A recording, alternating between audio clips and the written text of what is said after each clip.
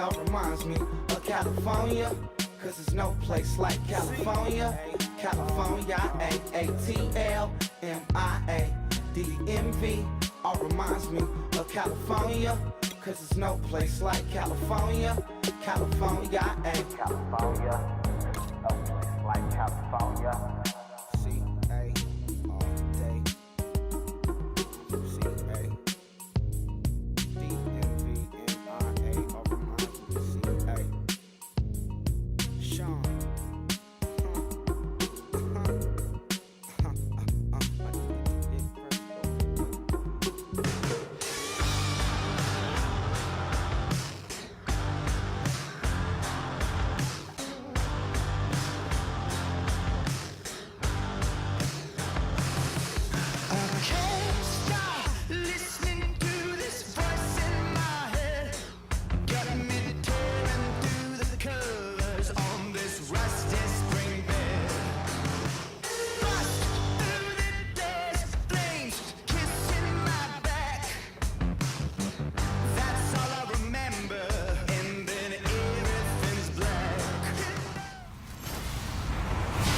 Everybody, I'm Larry Ridley, and this is the NFL on E!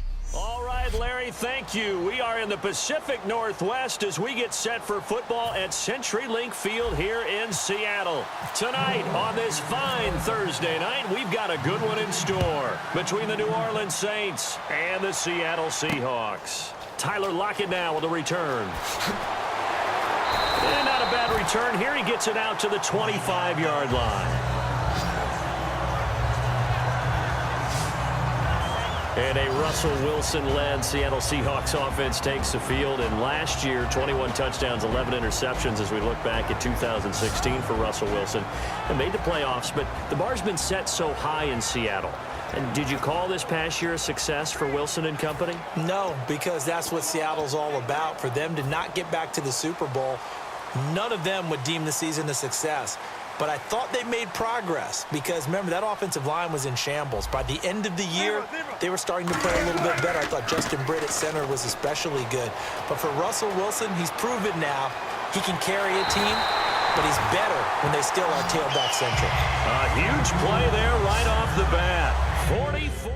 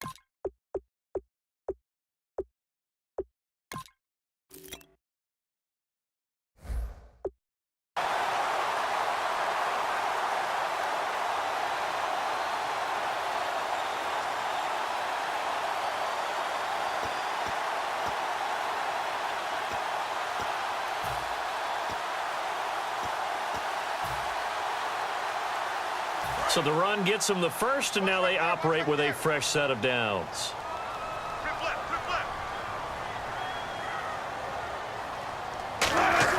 Now Wilson on first down. Toward the sideline, and look at that catch. Dragging the toes, and that's going to be a first down. Well done. Baldwin coming off his first Pro Bowl appearance. He had career highs, Charles, in catches with 94, over 1,100 yards. That also a career high. Pretty good season for Doug Baldwin. And I think the place that he really started to take off was midway through 2015. The connection between he and his quarterback, Russell Wilson, where they were playing more from the pocket and bigger plays downfield, that just propelled him into 2016. That and anything he perceives as a slight, he uses it to his advantage, and he just goes out and plays.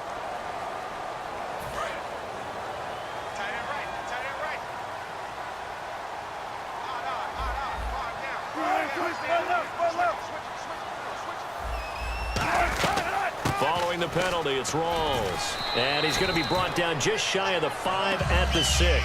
The 6 yards on the pickup, and it leaves him with a first and goal. Earlier, partner, when discussing Russell Wilson, you said you think he's best when Seattle is running back-centric. Is Thomas Rawls the centerpiece going forward there? I think so, because of what he did 2 seasons ago before he got hurt. Because he runs that offense the way they want it run. One cut, downhill, get upfield, and Thomas Rawls is perfect for that. If he stays healthy, that allows Russell Wilson now to throw the play action, to bootleg passes that really hurt other teams defensively. And Rawls has youth on his side, just 23. When Nick Fairley's on his game, he is your prototypical defensive tackle who can make disruptive plays. Great hands, really good quickness.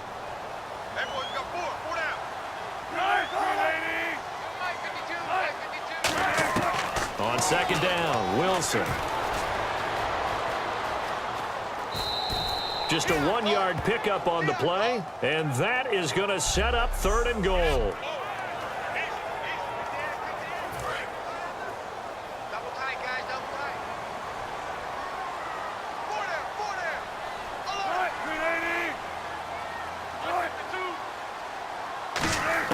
On third and goal, Wilson. And he's got the big tight end, Graham. Touchdown, Seattle. Jimmy Graham, a 5-yard touchdown. And the Seahawks take the ball down the field and score on the opening drive. And, man, Charles, talk about zinging something in there. Those gloves, they help with one-handed catches, the fun stuff. Any padding for a rocket like that? One would think so, but I'll guarantee you this. After that throw, his hands will hurt later. Not right now in the moment. He's just feeling good about catching it. Yeah, a little stinger, but a touchdown. This will be taken to the back of the end zone. And no run back here. This will be a touchback, and it comes out to the 25-yard line.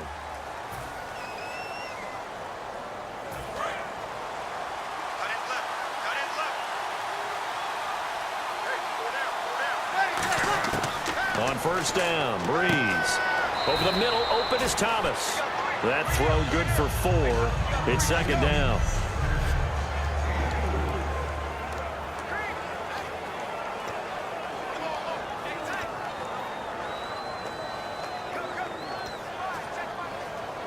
Second down to the offense in search of 6 yards.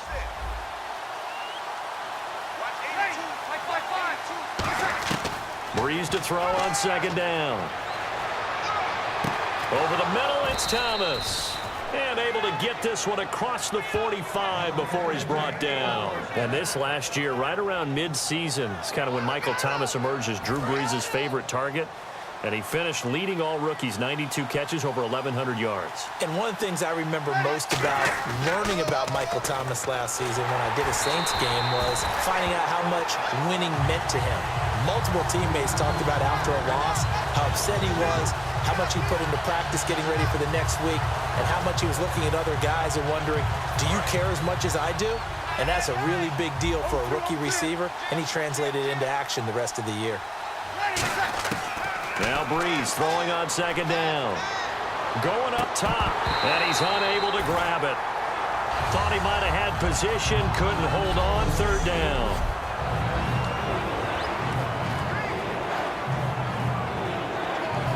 Third down here for the offense after the incomplete pass.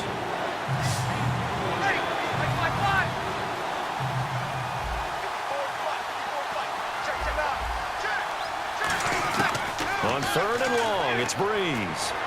He throws and he hits the slant route to Thomas. It's a pickup of 13, but they're still a bit short, and it'll be 4th down. And boy, they had high praise for this rookie receiver when we asked the coaches about him, didn't they? They certainly did, and obviously they liked his measurables, otherwise they wouldn't have brought him onto the team. Height, weight, speed, all of that. But how about what they really said? Competitiveness. That's what they really liked about him. The way he goes after the football, competes for it, and decides when it's in the air, it's his and only his.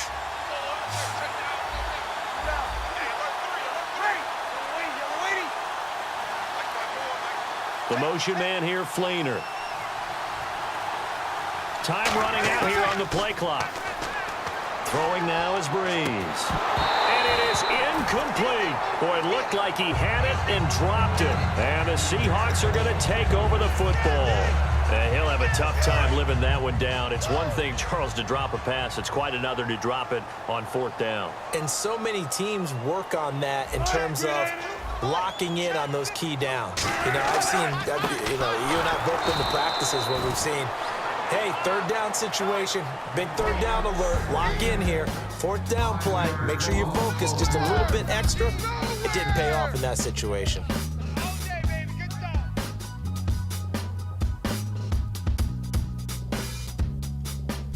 Alongside my broadcast partner, Charles Davis, Brandon Gaudin hits the Seahawks with a football to begin quarter number 2, but they face a 2nd and long to start things out. Graham slotted out to the left. Possible run anticipation here as the D-line sandwiches together.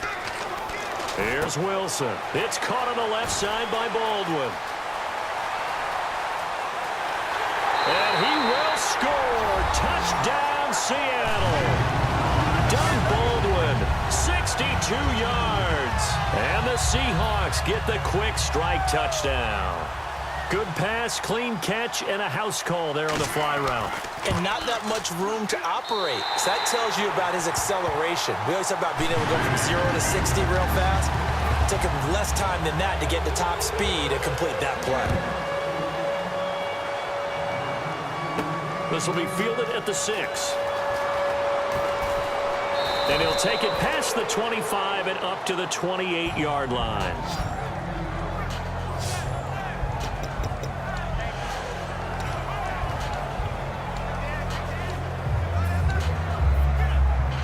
Out onto the field comes New Orleans. And last time this unit was out here, costly turnover, and then that turned into 6 points. They've got to make amends. And how many times have we sat in meetings with coaches and they use the term complementary football? Offense take care of the defense, defense take care of the offense. That didn't happen on the last possession. This is a chance for them to pick themselves back up and help their team. Yeah, we'll see if they can recoup and recover. For Ingram, he topped the 1,000-yard mark this year for the first time in his 6-year career. Didn't he just come out of Alabama last year? That's what it feels like, right? I mean, hard it's to amazing. believe 6 seasons he's had. Won a Heisman Trophy there, finally over 1,000 yards as a pro, and he increased his number of long runs, becoming a much better ball carrier into the secondary. On 2nd down, here's Breeze. It's brought in here by Willie Snead. It's a 9-yard gain, and it keeps the drive moving. That was a nicely run slant route, and what the receiver's trying to do is make the defender think he's going upfield for a deeper route, and then breaks it off, usually after about 3 to 4 steps, and cuts towards the middle of the field. And now what he's trying to do is use his body to keep the defender away from the football and give the quarterback a really nice target. This is Ingram on 1st and 10. And he's going to be met at the line of scrimmage and taken down. No gain on the play. It'll be 2nd down. No gain on that run, and while this team is down, they're not out of it by any stretch of the imagination. Maybe you just have to think about different style of running in order to get this guy going. Here's Breeze to throw. They go screen. This is Ingram. And that play went nowhere. Losing yardage. It'll be back at the 36. Now that screen there on second down certainly didn't develop how they had hoped. Is that one they should have even tried, or is that one the quarterback sticks in his pocket? I think the latter. I like what you said there, because trying it is one thing. We can second guess just about every call. But in this case, when you realize it is broken down, just throw it at the feet of your intended receiver so that no one can pick it off, right? You don't have the ball tipped up in the air, and you come back and try and pick up the first down on third down. That way you don't lose any yardage. So 3rd and 15 and an extra defensive back in the game now. Flooding the passing lanes. Oh, look at Thomas wide open. They needed 15. They got 16 and a first down. He's such a good route runner. Shows it there on third down. Very proficient and a good pass. And you know what I've observed over the years in the NFL? The better a route runner you are, the more confidence your guy's going to have in you to go to you in important times, because he can trust you being in the right spot, and they connected there and picked up a first down. And he bats it away, and it falls down incomplete. One of the toughest things about playing defensive back is pattern reading, trying to figure out what they're doing. And on that one, they had to fly, just sending a guy downfield with the in route accompanying it, what people call a dagger route, trying to hit the guy underneath after the clear out. In this case, though, they're not able to get it done. Yeah, they said forget the underneath route. They went for the guy on the fly, but as you said, incomplete. 2 minutes to play here in the first half. Back to CenturyLink Field after this.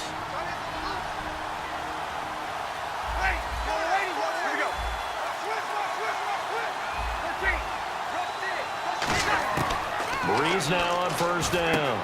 Catch here, left side, Thomas. And down inside the 15 he goes. And the offense lining up 1st and 10.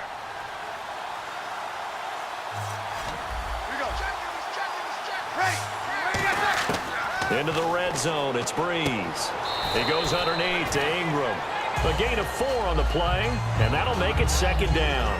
I know most of the time when the ball's in the air, you're thinking wide receiver, tight end, but running backs, they can be a big part of any passing offense nowadays. And on the outside, they're playing press coverage.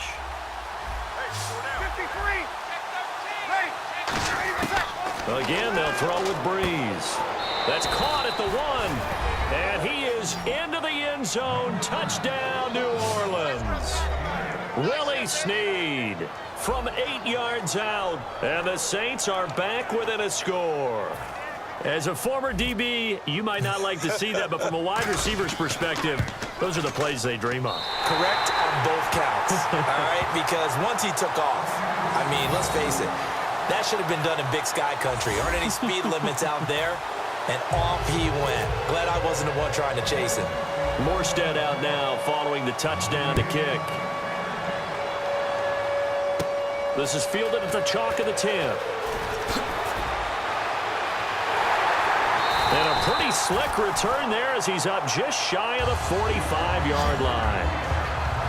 At some point, we're going to get it through our heads. Special teams, special teams, special teams. The spark that often wins games. The Seahawks offense now, they get ready to come back onto the field. And they'll just simply be looking to build off the confidence of the last time out where they scored a touchdown. And confidence is powerful, isn't it? When you've scored once, you feel like you can go back out there and get it done. Tyler Lockett. It's caught. Lockett. And all the way in. Touchdown, Seattle. Tyler Lockett. 56 yards. And the Seahawks get the quick strike touchdown.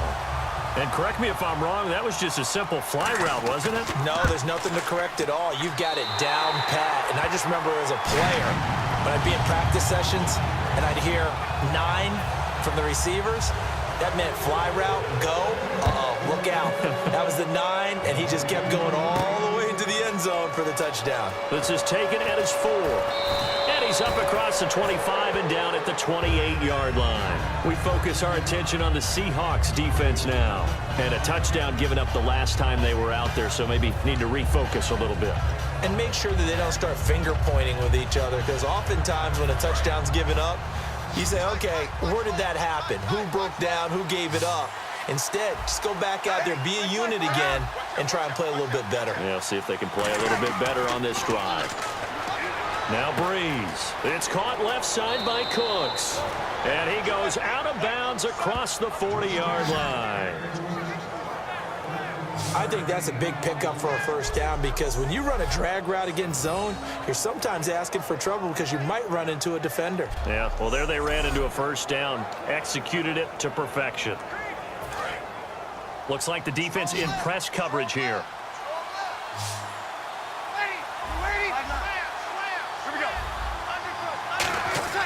On first down, Breeze. And it's caught. Kobe Flainer. And he'll get it into enemy territory just across midfield at the 49. Now whistles come in. We're going to get a timeout here by the offense. So that means they're down to 1 remaining here as we head toward halftime. Completed pass play. Now let's see if they go back to the air or to the ground. On second down, here's Breeze. And incomplete there. A nice hit. Jars the ball free and brings up third down. Timing's crucial in any route thrown, but when you throw an out, so many things are going through the mind of the receiver.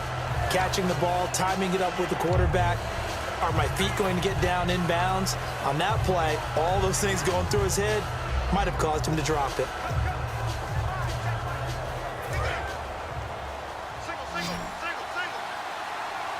A nickel look by Seattle on third down. Yep, 5 defensive backs now.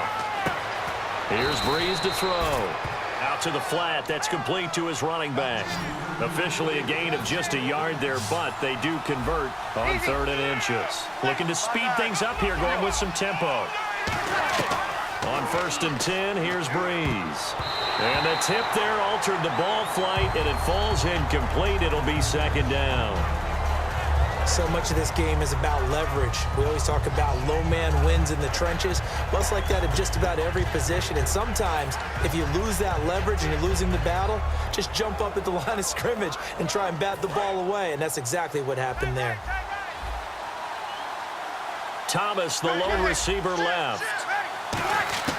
Breeze will try again on 2nd down.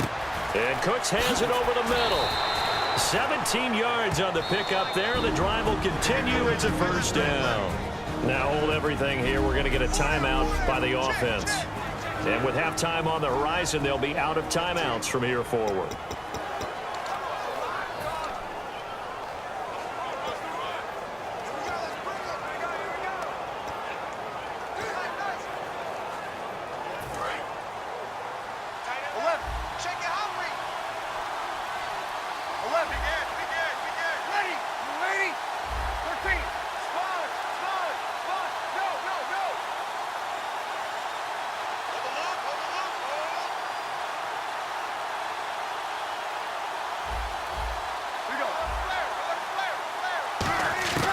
Breeze now on 1st down.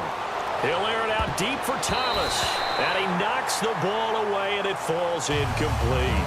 Tremendous field position there and a perfect time to do exactly what they did. Take a shot at the end zone. And they went for the big play, just unable to complete it.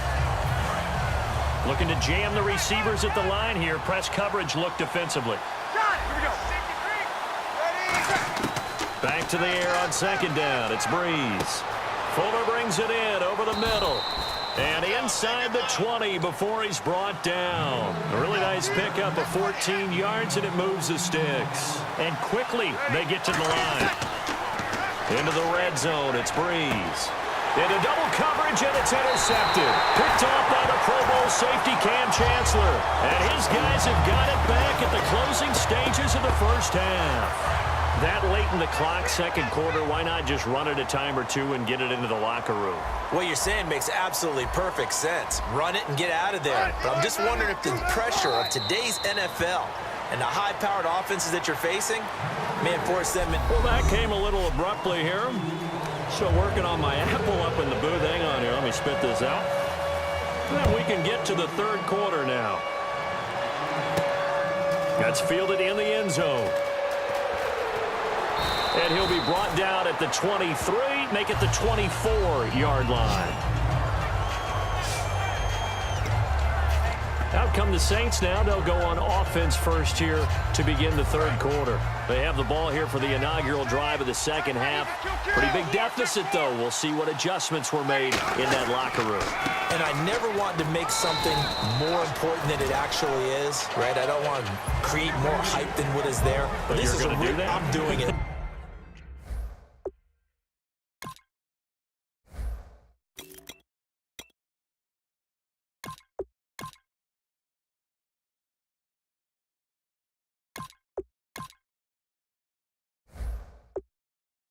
This is a really important drive, and we often talk about teams scripting plays to start a game. A lot of them script to start the second half, too, and they're scripting something that they expect to get them into the end zone and back into this game. We'll see if that script is a good one for them. See if they stay on the ground for second down.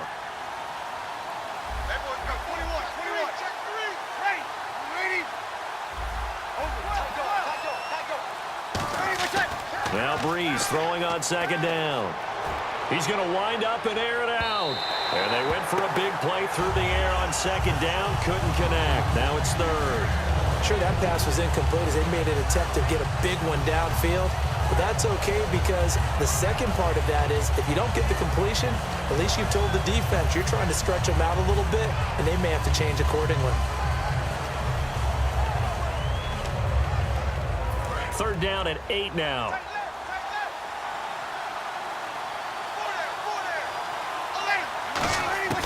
Now Breeze on third down. And he's got Snead. And he's taken down at the 43, but not before picking up the first. And fits the exact right word. Over the middle, there's almost always traffic, so anytime you're a receiver in that area, you're not just focused on catching the football. You're wondering where the collision's going to come from, right? Because there's almost always someone there able to concentrate, catch it, and even added a little extra at the end with a short run. And he's got this one just across midfield to the 49. A good run there on first down, and it'll leave him with a 2nd and 2. Some runs are blocked so well, you almost forget that someone has to carry the ball to gain the yardage. The leverage by the offensive line to create space up front, really well done.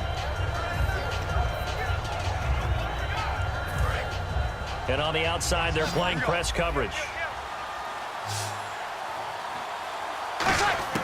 On second down, here's Breeze. He sets to fire deep. Brandon Cooks, the receiver he was going after, and it's 3rd and short. And you just know when that play call came in, their eyes lit up because anytime you get a chance to take a big shot downfield, that's a lot of fun, and they missed an opportunity. And they're just a couple of yards shy of a first down here on third down.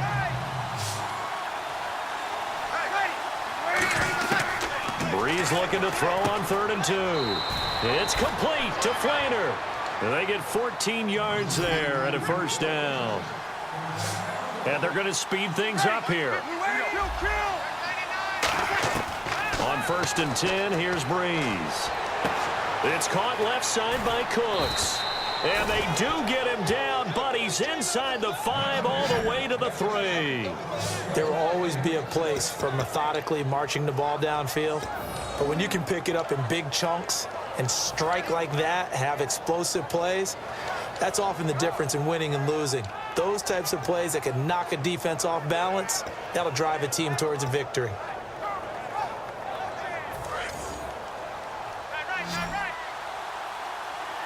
They'll come out in the pistol.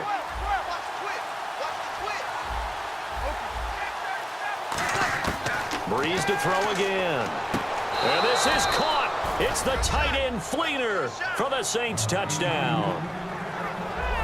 Kobe Flainer from 3 yards out. And the Saints make some inroads here to that deficit. Sometimes those tight ends are a mismatch. They found the mismatch there. And that's exactly why you want to draw up those types of plays, because coverage is just going to go to the natural guys, the guys that make the big plays on the outside. But if you work your tight end into it, that's